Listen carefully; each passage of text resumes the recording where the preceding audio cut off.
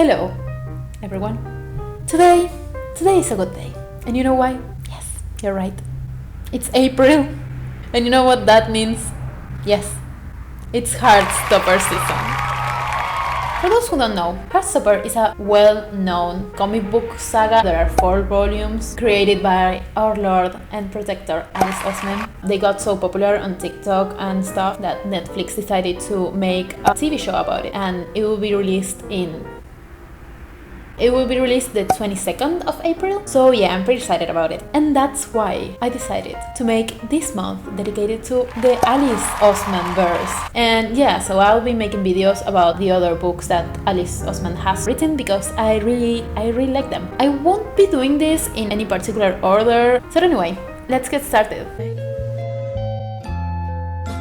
So, Solitaire. Solitaire is the first book that Alice Oseman published. She published it in 2014 when she was only 17 years old. Wow. To summarize the plot of Solitaire, basically it tells the story of Charlie's sister, Tori Spring. She's 16 and she seems to be a normal teenager who is currently attending high school, until one day she discovers a website called Solitaire. It is something kind of weird for her, but she doesn't pay much attention to it. It's an empty website, it has nothing on it, but then her school starts being attacked by this anonymous prankster. So basically all these pranks are being published in this website. They're all related to school and how school is for dummies, basically. Now, Tori's dealing with family issues. She has her own mental health problems. She has a lot to deal with. She doesn't really care about this until these pranks start getting really personal for her. So throughout the book, Tori will be dealing with all kinds of problems, doing and undoing relationships. We will be meeting some really important and interesting characters. We will get to know more about Tori's life, her relationship with her parents and Charlie, and basically how she deals or not with her own problems. Anyway, now that I've talked about the plot of this whole book, I will be talking about what I think about it, my opinion. So the book was really good. It made me so sad, but it was a good book. I found it interesting and intriguing. This is not a common thing to happen to me when I'm reading books, but I felt like with every single chapter that I was reading, I was getting more and more interested in the story. I literally couldn't stop reading. I think I finished this book in 2 days, which is a really short time for me. I'm a slow reader. I do have to say I struggled to keep reading the book in some parts because some of the things that were happening triggered me a little, and this is a great time to say that if you're struggling with mental health issues, you probably shouldn't be reading this book. So as the Heartstopper lover that I am, I would say this is a must read if you want to understand a little more about some of the events that happened in volume 4. I personally really enjoyed reading some of the things that happened from Tori's point of view, not only because it gave me more understanding of the whole situation, but it also made me connect to the characters a lot more. I was able to understand Tori's relationship with Charlie, and I also understand Nick and Charlie's relationship more. It made me really connect with the characters, and it actually made me like the book and the whole story a lot more. So I would recommend you read it if you liked Heartstopper. I also found Ben Hope's appearance in this book really interesting. I won't say I liked it, but it was really interesting to see how Tori doesn't know anything about the whole situation with Ben and Charlie. She doesn't like him that much, like it's not like she's attracted to him, but she thinks of him as a cool guy, and if you read the Heartstopper books first, you know what happened with Charlie and Ben. The fact that she never truly finds out what happened between them, yeah, it was just something that made me sad because the whole situation was horrible, and if I were Tori, I would have kicked Ben's ass. Now, speaking of Ben Hope, let's talk about the whole mystery of Solitaire's identity and the pranks that they did. I won't talk about all the pranks, not only because I don't remember them, but also because I don't care. It made me mad. I don't want to talk about the pranks. But about their identity, I just knew Michael Holden wasn't Solitaire. Like, it would have been obvious, and after learning about his life a little more, yeah, he had other things to deal with, and changing the school system in order to make it suitable for all of us wasn't on his plan. He didn't have time for that. Also, he didn't really know Tori that much, and given the fact that all the pranks were somehow related to her, I just didn't think he was Solitaire.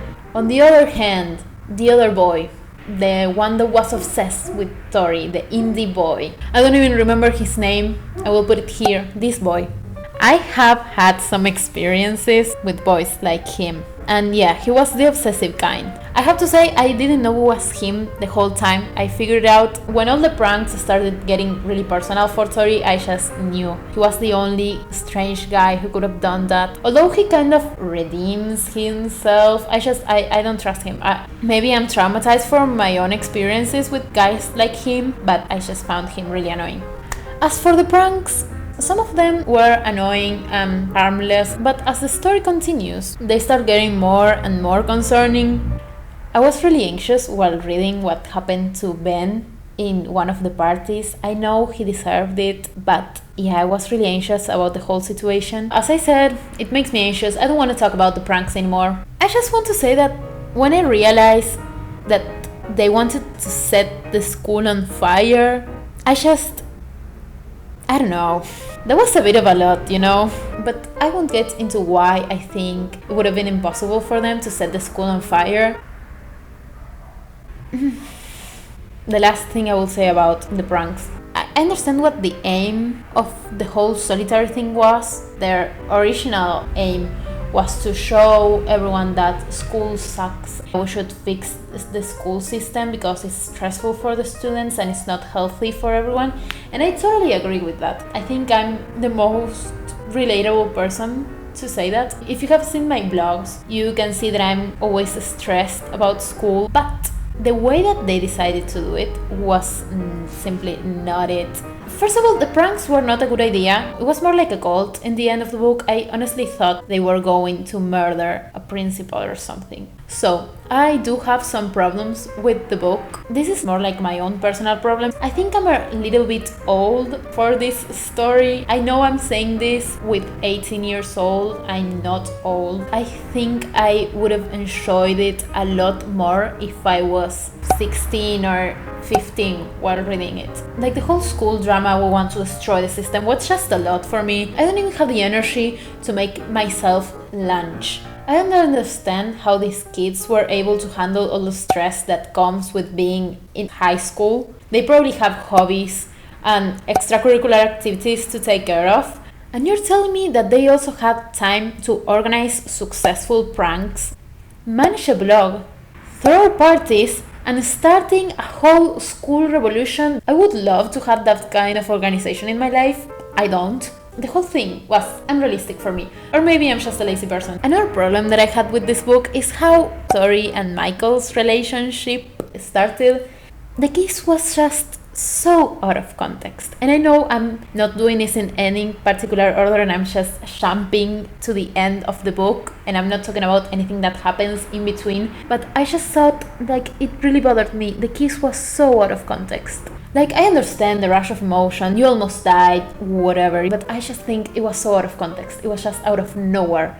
They were on the roof with everyone watching. The school was nearly catching on fire. It was just not the best time. Kissing was the last thing I would think of doing. Now, speaking of kissing, let's talk about Michael Holden. God bless Michael Holden. At first, I thought he was going to be this weird guy who will follow Tori around all the time, and eventually he will become like the love interest. For some reason, I thought it was going to be like that. But then I started reading and I realized that he was a normal guy. He just liked Tori and he wanted to make her feel special, and he was really nice all the time. I really liked Michael Holden's character.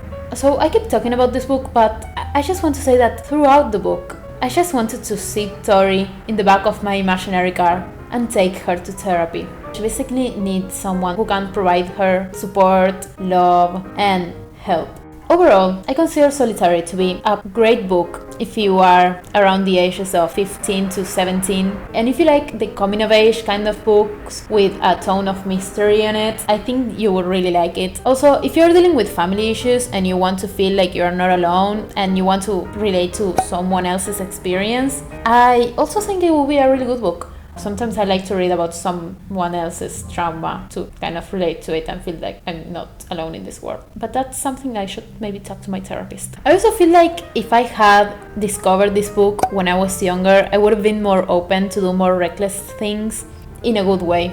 Because if this book teaches you something, it's that life is a roller coaster and stuff happens all the time. But what is important is that you have people that care about you, and to remember that sometimes you have to put yourself out there in order to get better. But please don't set your school on fire. Be careful when you go to parties. Do reckless things sometimes, but also make sure they're not a dangerous amount of reckless. Ask for help if you need it.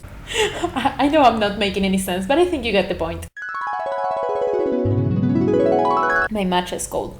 So, with this final sort of opinion, lesson to learn, whatever the thing I just said was, concludes the first video of the Heartstopper season. I hope you enjoyed it, and if you want to keep listening to me talking about the books that I like and the Alice Oseman universe, stay tuned because next week I'm talking about I Was Born for This.